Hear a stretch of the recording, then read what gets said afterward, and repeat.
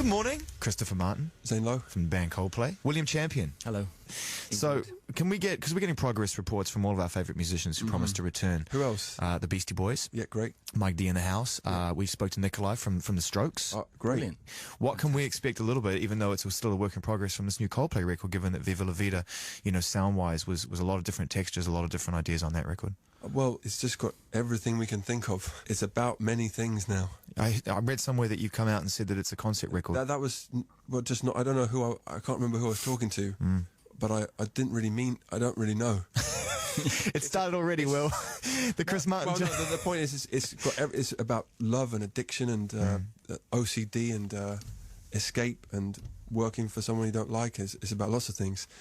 But I guess it's all tied together by something. But these are fabulously direct and very visceral topics. I mean, things like love and addiction and OCD, and these things affect a lot of people in very different ways. And a lot of times, it's just about it's basically a thinly veiled account of what happens within the group, but with hopefully a bit more poetry. Yeah, you see what I mean? Well, we've come to expect that from you and your band, and you're very good at it, mixing all those sort of horrendously depressing topics in a sweet and poetic but way. The thing is, it also has a lot of quite positive stuff. It's an uplifting record, do you think, overall? Well, I think it's time for us to kind of, which is supposed to be about life, the good stuff and the bad stuff, everything. Exactly. There's a phrase which my wife told me, which is from a book. I can't remember which book it is, but a man is asked, he's asked, "Are you married?" And he says, "Of course I'm married. I have a wife, kids, the whole catastrophe."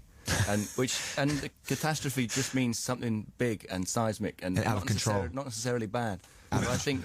You know what the headline's going to be now? No, but it's sweet because it'll be a relief for you to finally have someone else out there, right? Now you see how it feels. But I think it's lovely because it's all about embracing everything, the whole thing, you know, the good and the bad, and appreciating that it's all part of life.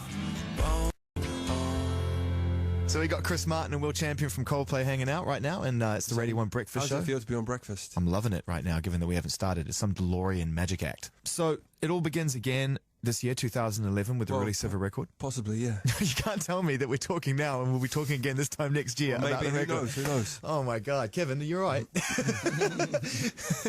so I'm not going to lie to you. It's a strange thing being a band in this day and age. So we won't come back until we have a tiny bit more confidence than we have today. Has that ever happened?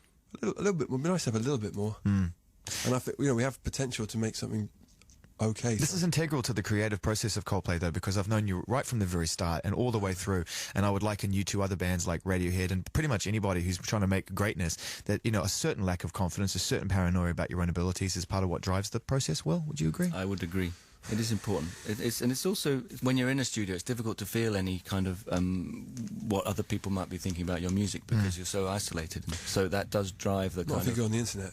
Well, you don't do that. Stay away. Well, only if you want to bring yourself down. Not during the making of a record. Not during the making of a record. No, it's a bad idea. Well, sometimes if you get a bit cocky and think, God, this song is amazing. The internet's great for that. It'll bring you right down. Something and just remind yourself. You type Zane Lowe into Google, you'll find 37 pages before you find a kind word, I swear. That's not true. It's true. At one point, I was number 37, I think, in the 500 people more annoying than Mick Hucknall. Wow. Well, imagine how Mick Hucknall feels. I was hiding but it's his party. He's hosting the party. Right? I'm on the guest list. I'm at 37. I'm higher than a lot of despots out there. I'm just saying. I don't know where I am now. A lot of people are jealous because Mick Hucknall has so much hair. And a lot of men who probably write evil things don't have so much. I'm just jealous of the ruby filling. That's a gangster. Yeah, well, Brian Eno has a go-to. That's cool. Yeah, but that's old school. That's like when it's all they had to replace teeth. Sorry, Brian, that was awful. Ouch! I've never even met the man. He's a genius. I just went in on the ages. He is a genius, but he is 96. Who cooks a mean breakfast in the studio? We're very lucky because we have a place that makes croissants and stuff just around the corner. You do a continental? Yeah. Continental during recording? We do a coffee run. In fact, Marcus, unless we're on diet. Marcus, our producer, walks past every day, so he brings all the coffees in the morning. Nice. He likes the girls who work in there, I think. I'll do a coffee run. Yeah. I skip breakfast. I tend to skip it. Yeah. I think it's important, though. With kids, if they don't have breakfast, it's a disaster, so I kind of take a leaf out of their book. You eat their breakfast, basically, don't you? That they don't eat finish. Their porridge. And kids and drummers. Porridge? You've got to feed them. You make your kids porridge? Yeah. What, do you want the bread line? That's awful. Come on. What do you mean? Porridge. Rough. No, if he said gruel, like a problem. Oats and water. I'm sorry. No, it's made with milk. It's delicious. Little honey on top. Bit of golden syrup. No honey. You can't slag off porridge. Got to earn the honey. You can't just get the breakfast show and then slag off everyone's favourite porridge. I am on the breakfast show right now for 1 week, and or probably 1 week only, and I'm laying down the law on porridge. You start slagging off cereals, you're never going to last.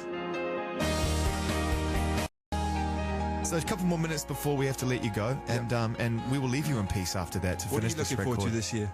Well, I'm looking forward to a Coldplay record, and I'm not just saying that, obviously. Well, you are just saying that. What's the next No, thing? I'm not just saying that. Well, what else? Martin. Strokes record. I'm looking forward to what the Foo Fighters do. You know what I'm really looking forward to is a new Shadow record.